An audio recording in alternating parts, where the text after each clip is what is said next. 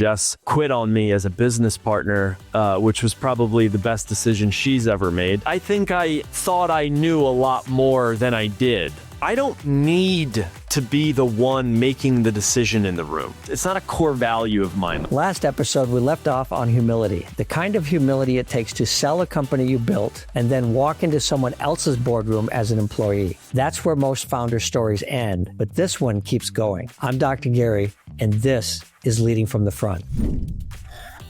If you missed part one, here's what you need to know. Mike built the Charge Group, sold that to Husk in 2019 and spent 5 years with that company. Subsequently, they sold Husk and Mike decided to go out on his own. He bought another company and is leading that now. Yes, he's still my son and I occasionally get to talk to him about these businesses, which is pretty amazing. What we covered last time was the version of the story founders often tell at dinner parties. The building of a company, the exit, the boardrooms, the lessons learned. This is the rest of the story. The one where the deal is done, the team you inherited didn't choose you, and the playbook that built your last company has nothing to say about the one you're in now. Yeah, so you have to walk into that opportunity with Husk with some humility if you want to succeed, because you're no longer in charge. But now we have another transition. I mean, you're there for 5 years. You build this company, you make some acquisitions, you bring people on, you sell the company, and you decide not to stay there. The leadership team that I was going into is fantastic. I was very lucky to walk into a situation where the CEO and chairman gave autonomy. I think he did a very good job of, here are the boundaries and here's the lighthouse, and then go.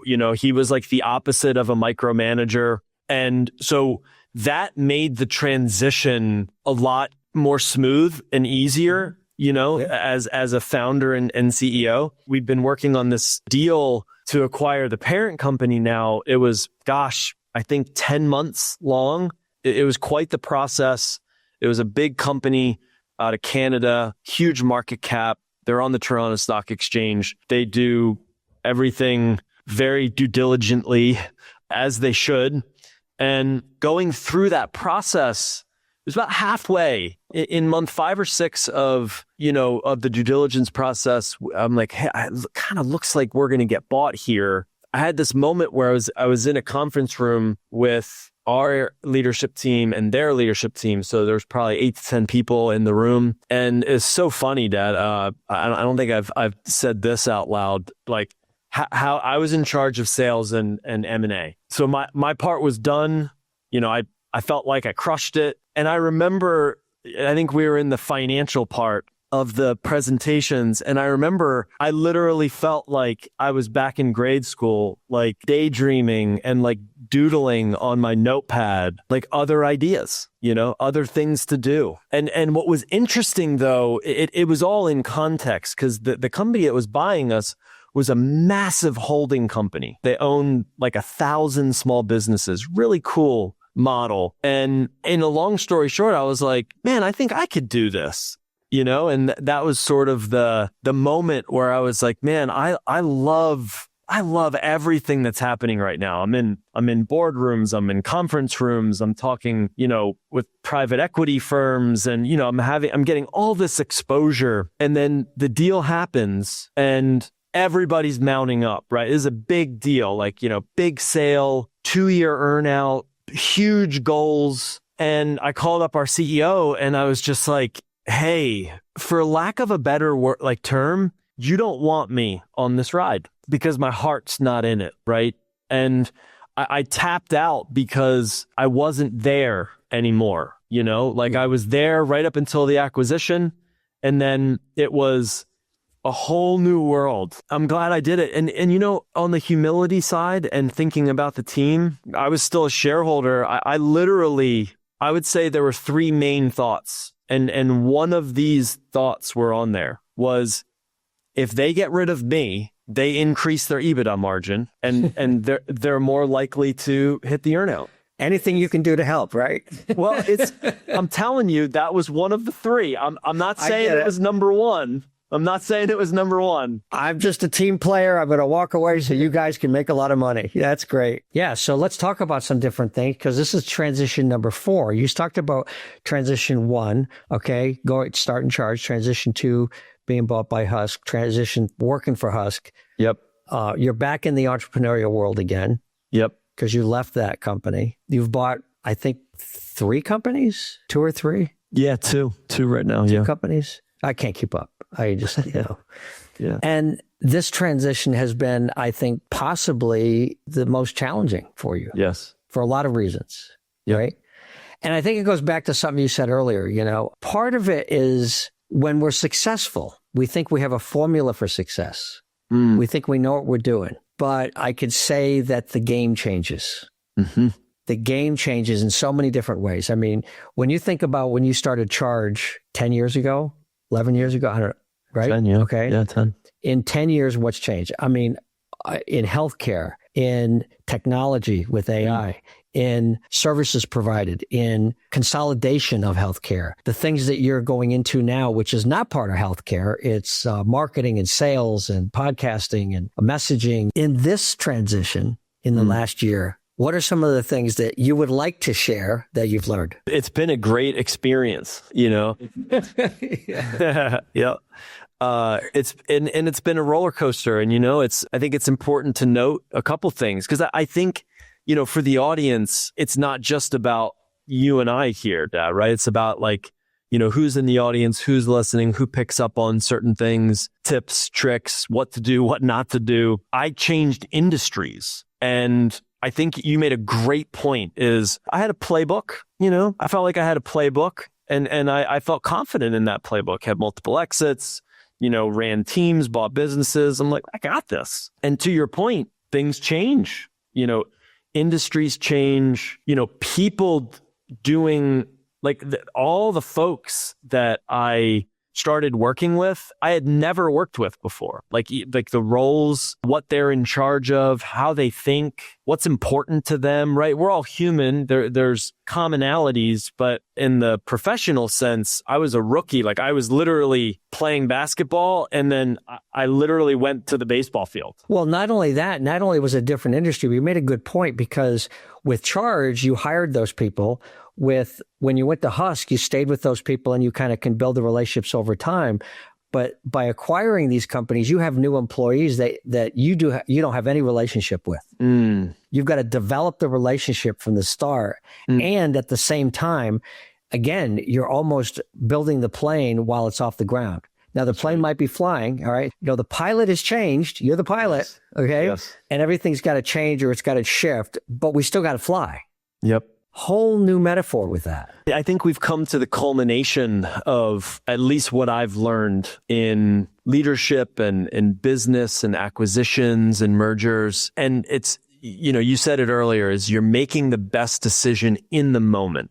And so how I would chalk up the last 12 months is new team. They have no idea who I am. And quite honestly, they really liked how things were in the past. Like I was walking into a good situation, great founder. And then everybody, 15, 20 folks, they had been there. There was tenure. So my play was to build rapport. That was pretty much it. And that's what I did for the first 3 to 6 months. And I think looking back, what I would have done differently is I waited far too long to make changes. I wanted to be mindful of the way they used to do things. And, we don't need to break it. It works now. But it's kind of like you pointed out earlier in the military analogy, like if things change, like you start losing clients or the industry pivots or AI's coming and they can get these services other places, all of a sudden the blueprint's out the window. So I think to the audience, anyone that's like thinking about starting a business or buying a business is really analyzing, mapping out that plan. Cause I think to your point in the military analogy, it was kind of the quick version. It's like you spend all this time constructing the plan and then battle happens or the acquisition happens or whatever the analogy is. And then you have to pivot and change. All of the work that you did is still very helpful in prepping to then it's all about the process and the learning. And I think what I lacked was a little bit of like that prep and planning. I was like, hey, let me feel this out for a little while. Let's see how it goes. And really on the side, I think if I could go back, I would have been mapping out, hey, like here are the pros, here are our gaps. This is what this could look like. You nailed it earlier. I waited too long to make critical decisions. Well, to your point, going into a situation with a plan, I will have people say, well, why create a plan at all? I said, because it's much easier to deviate from the plan that you have than it is to create a new plan on the fly. Nice. And part of a planning process is assessing your people, your resources, your market, your finances. When you look at a business plan, I take a look at all of it, establish a strategic plan moving forward, make assignments, get responsibilities, put them in place. And when things go sideways, you go, okay, so what do I need to do? These 3 departments are fine, but these 2 departments need to make some serious shifts. If you don't have the plan and haven't done the assessment, then which departments do you change? Which departments do you focus on? Yep. You end up focusing on 5, create complete chaos, and could make it worse. Yep. That's the first thing. The second thing is I want to say, and I want to make a really important point here. Almost all humble and caring leaders will wait too long.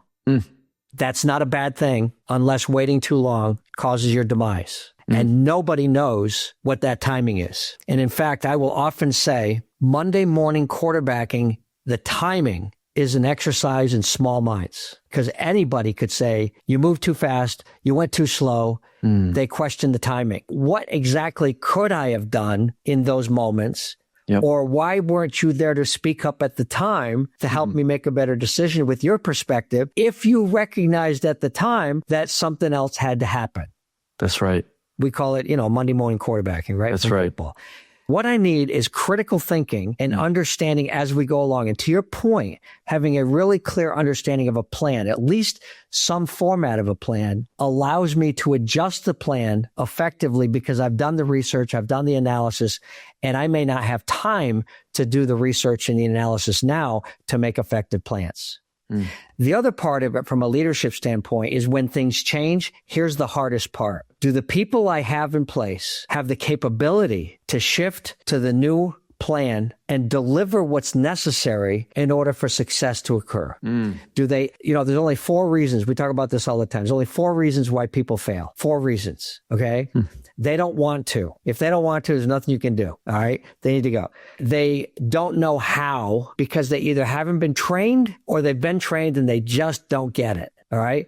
And the 4th reason, they have the resources. Every leader should understand that when I assess a person's performance at any level, those are the primary 4 reasons, that gives you 80 to 90 to 95% of what might be. I mean, if they had health problems or other things that cause them outside of work, that's separate. Okay. But those within the wall are the primary 4 reasons. And it's very hard as a CEO and a leader to assess these people that you're coming into the team, but you have to have an absolute black and white assessment of each individual. Okay. Do they want to put the time in? Do they have the effort? Because you can't do anything about that if they don't want to. Yep. Are they part of the team? They want the effort. Do they have the capability? And have they been trained to have the capability to get the work done? Okay. And do they have the research? If they've got all that and they're failing, maybe we're going in the wrong direction. Right. Yeah. Or maybe things have changed so much where the competencies that worked yesterday are not the competencies that they need for today and tomorrow.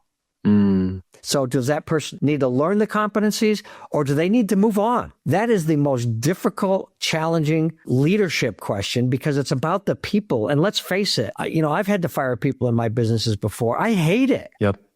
However, not doing it is so much more destructive and it's disrespectful to all the other people in the organization. Yeah. When I don't remove a person who is unable to do the job, unwilling to do the job. I think on that point too, I have this, I think most humans do not like the firing process. I think 99% of people don't. And I the hope ones so. the ones that do, I think, have other challenges. I try to zoom out and have this sort of euphoric experience or like this utopia type mentality with it. Whether it's right or wrong is you said the two things really well is, you're like, if they're not able or they don't want to, that's spot on, and then we have to remove them because there's other team members that the team has to play on, right? Yep. I think there's something also to add to that where people get stuck. We all get stuck. We all get stuck in certain ways. And what I've found in my career is that people just get stuck and they're like, I don't want to do it or I don't know how to do it. And I'm not the right person, but I'm not going anywhere.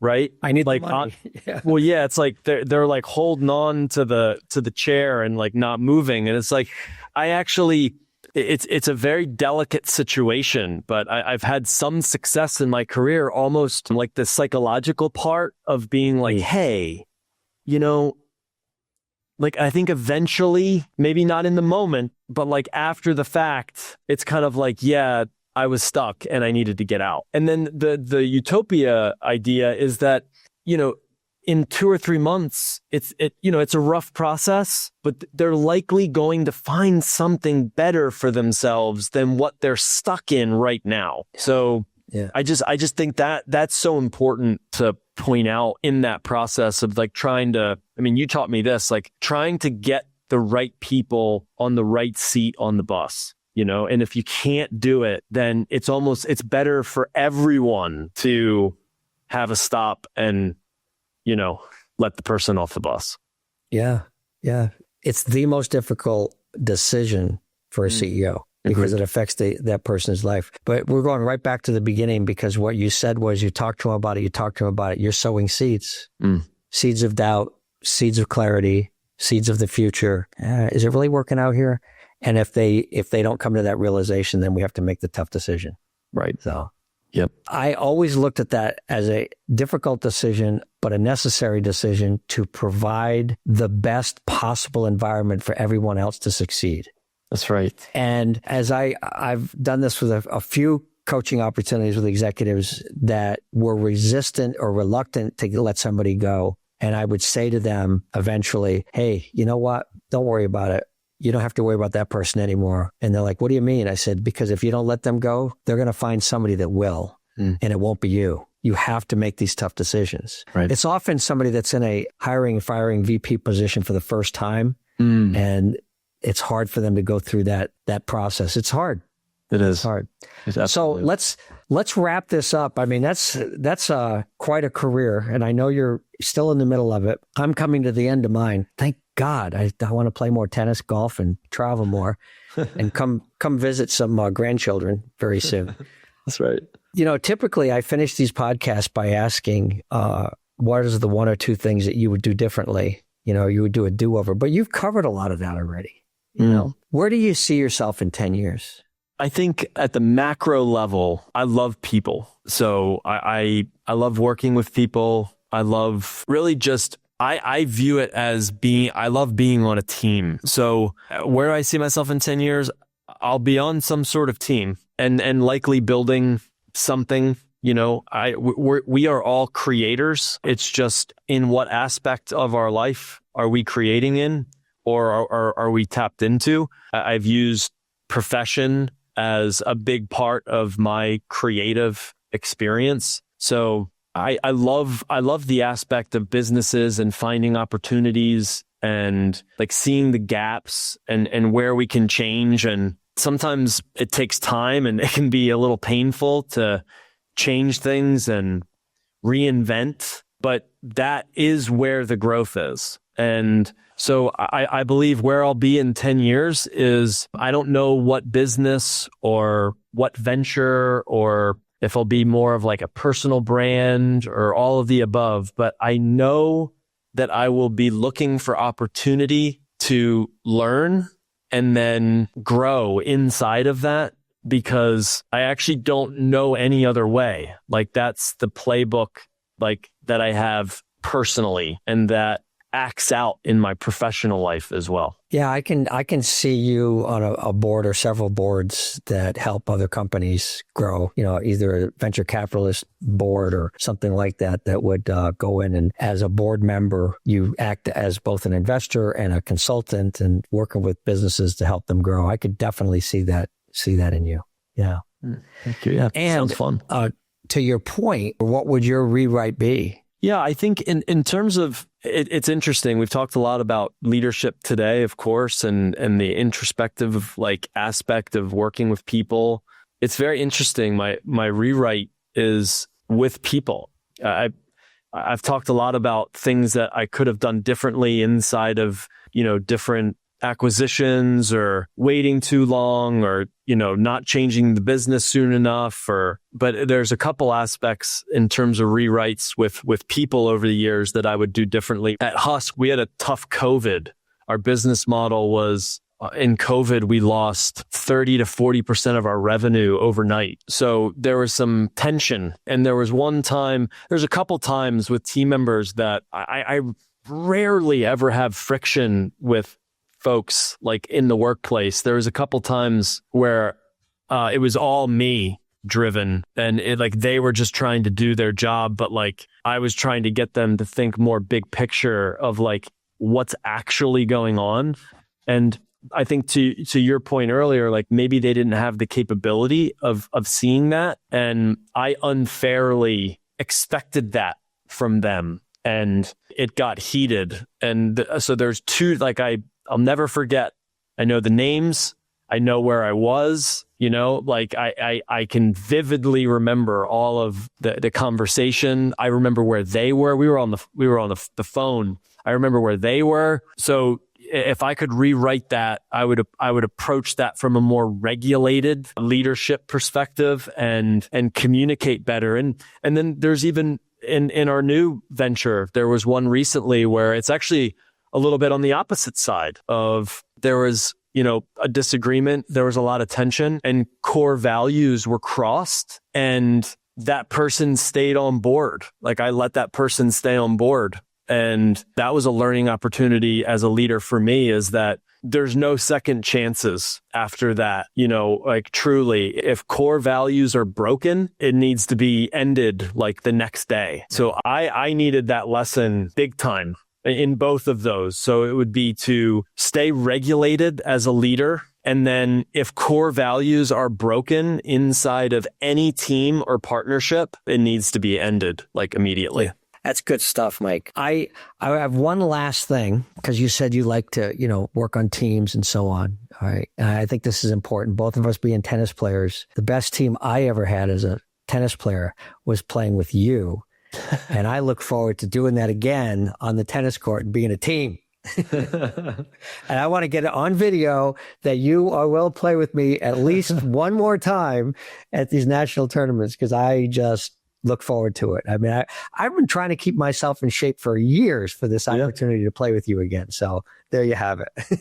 Hey, man, it's on record. I'm in. Yeah. All right. No convincing needed. Awesome. Well, I'll wrap it up by saying that this is just an hour and a half of joy for me to be able to see what you've built, but more importantly, to see as a husband and a father what you've become. And I love you and will do anything I can to help you. Thanks for being on the show today. It's been just fantastic and a joy. Love you too, man. Thank you for this. I appreciate you having me on. Whether you're building towards an exit, working through one, or leading a team on the other side of a deal, the leadership work doesn't stop when the paperwork is signed. If this episode gave you something to think about, share it with someone who's in the middle of it right now. Follow Leading from the Front wherever you listen, and I'll see you in the next one.